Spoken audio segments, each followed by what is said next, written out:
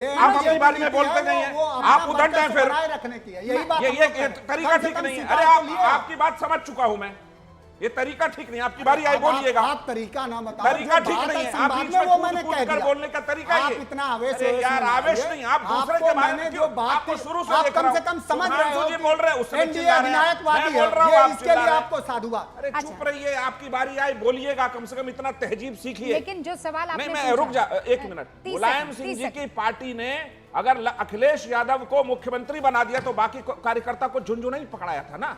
सारे परिवार को संसद भेज दिया तो बाकी कार्यकर्ता को झुंझुना पकड़ाया था। बोलेंगे इस चीज पर, मुंह बंद हो जाएगा इस चीज पर। आप समझिए, देश में कोई भी मंत्रालय, कोई भी कार्य महत्वपूर्ण है और उसको जनता दल यूनाइटेड और तमाम जो भी सहयोगी दल है बराबर हिस्सेदारी के साथ उस पर काम करें। अरे सारे कार्यकर्ताओं को झुंझुना पकड़ा दिया, मुलायम जी ने अखिलेश को मुख्यमंत्री बना दिया, मनोज जी को बनाते तो समझते नहीं, जिसने आपका अरे सारे परिवारवादी पार्टियों ने आम कार्यकर्ताओं को झुंझुना ही पकड़ाया है, अपने परिवार को संसद भेजा है हमेशा और किसी को नहीं भेजा। मर्म नहीं समझते हो, डीएनए का मतलब समझ पाते हो कि नहीं? जिसने आपके डीएनए तक चेक करा, जिसने आपको तमाम गालियां दी, अरे तो आपको भी तो 10 चीजें बोली है, लेकिन आज की तारीख में मनोज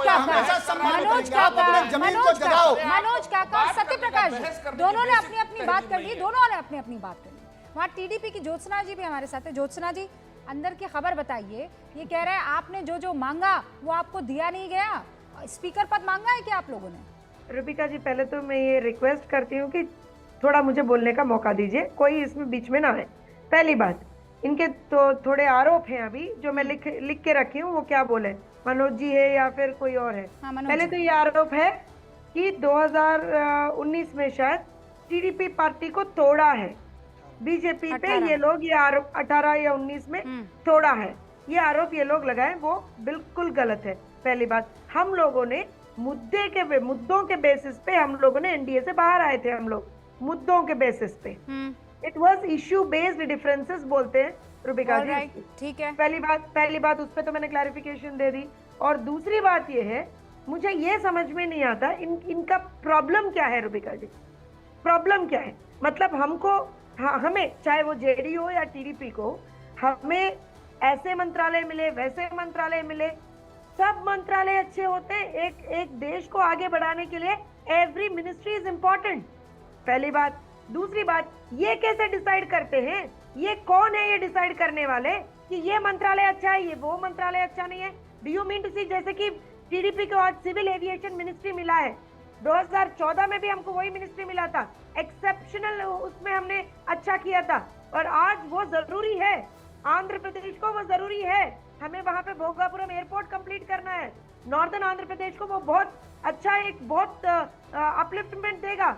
हमारी हम रिक्वायरमेंट हमको है। ज्योत्सना जी, मैं समझ गई, सिविल एविएशन आपको मिल गया, स्पीकर पद की आपने क्या मांग की है, हाँ या ना में जवाब दीजिए ना। नहीं, मैं ये बात आपके चैनल में ही कई बार बोल चुकी हूँ, नहीं, हमने कोई मांग नहीं की है, ये एनडीए की सरकार है, हम एक दूसरे से मिलजुल के चुनाव लड़े। मनोज काका, आप बताइए। एक मिनट रूबिका जी, इन लोगों की तरह एक राष्ट्र में हम लोगों ने आपस में नहीं लड़ा, दूसरी राष्ट्र में हम लोगों ने मिलजुल के नहीं लड़ा, ये हमारी नीति नहीं है। हम पूरे देश में, जैसे कि आंध्र प्रदेश में तेलुगु देशम जनसेना भारतीय जनता पार्टी, समझ गई ज्योत्सना जी, आप ये कह रहे हैं कि कई जगह इंडिया अलायंस था, कहीं पर नहीं था, लेकिन बाकी सब जगह एनडीए था, यानी जिसे आप एनडीए अलायंस कह रहे हैं, वो हमेशा हर जगह इंटैक्ट था। मनोज काका, क्या आपको इस बात की जलन हो रही है?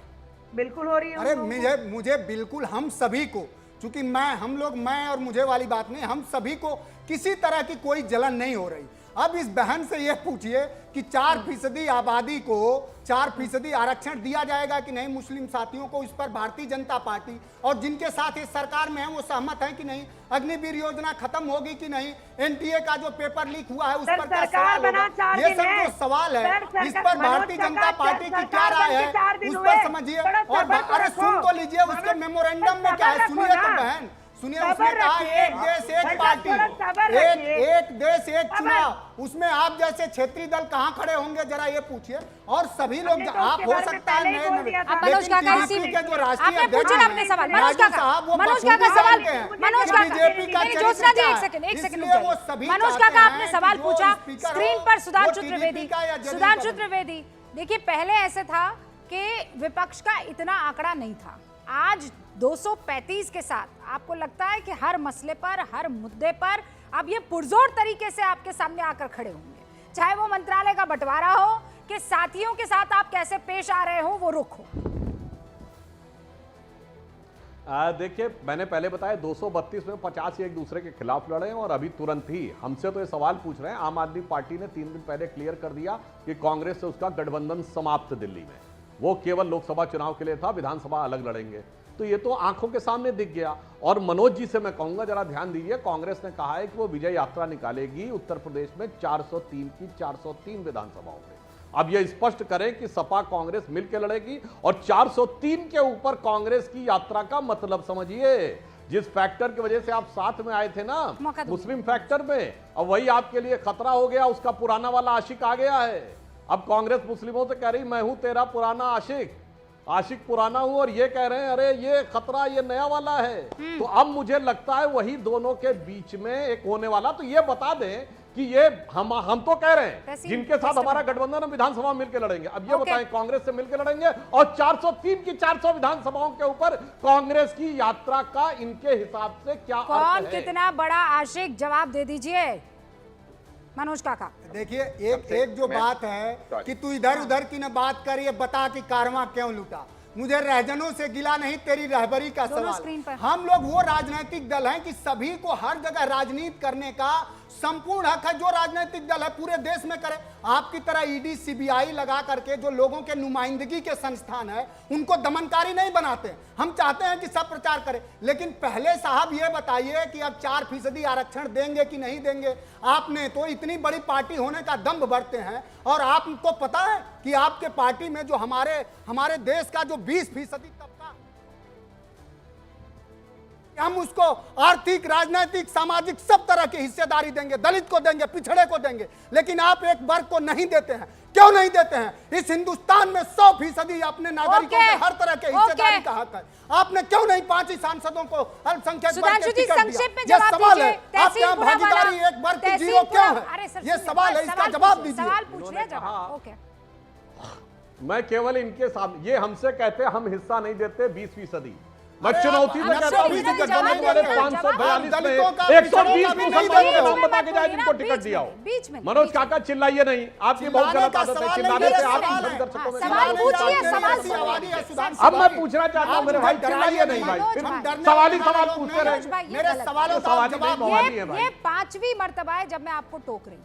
मैं किसी अरे मैं यही जवाब दे रहा हूं, हमने एक भी टिकट नहीं दिया। बताइए समाजवादी पार्टी ने 80 में 16 मुसलमान दिए कि नहीं दिए? 540 में 110 दिए कि नहीं? बताओ, 110 बता के जाओ, फिर हमारे ऊपर सवाल करो।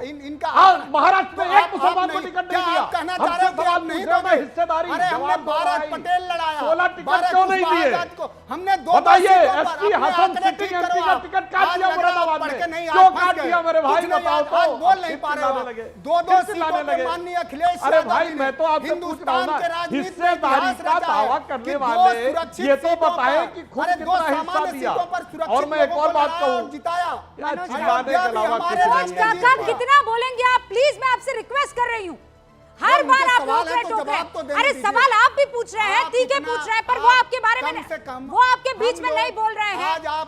जनता के मैं ट्वीट्स भी पढ़ रही हूँ सर। अरे अच्छी बात है, तो इसका मतलब ये थोड़ी है, इसका मतलब ये थोड़ी है कि आप बोलते रहेंगे। अरे 30 मिनट में 12 मिनट आप बोले प्रभु, 12 मिनट आप बोले। आपको साधुवाद आपने समय दिया। अब मैं आपसे कह रही हूँ कि अब आप दूसरों को सुनने की भी चेष्टा कीजिए। आप तो प्रबुद्ध जनों में से एक है ना, चेष्टा कीजिए ना, कोशिश कीजिए, इतना मुश्किल नहीं है, कोशिश कीजिए। लाल टोपी सर पर है, लाल टोपी सर पर है, चेष्टा कीजिए। ओके बस संक्षेप जाइए, संक्षेप में। हाँ संक्षेप में जवाब देता हूँ। हमने जो कहा वो हम करके दिखाते हैं। प्रधानमंत्री जी ने कार्यभार संभालने के बाद पहली फाइल साइन की, किसानों की सम्मान राशि की 17वीं किस्त। हमने कहा था 2-2 हजार रुपए साल में 3 बार मिलेंगे, देंगे। अब तो चुनाव आचार संहिता खत्म हो गई, इन्होंने कहा था 8,500 रुपया महीना खटाखट आएगा। तो जहां सरकार है भेजो ना खटाखट, पंजाब में भेजो, कर्नाटक में भेजो, तेलंगाना में भेजो, बंगाल में भेजो, खटाखट क्यों नहीं भेज रहे मेरे भाई? केंद्र में सरकार नहीं तो राज्य में तो है, 8,500 नहीं 6,500 ही भेजो। भेजो क्यों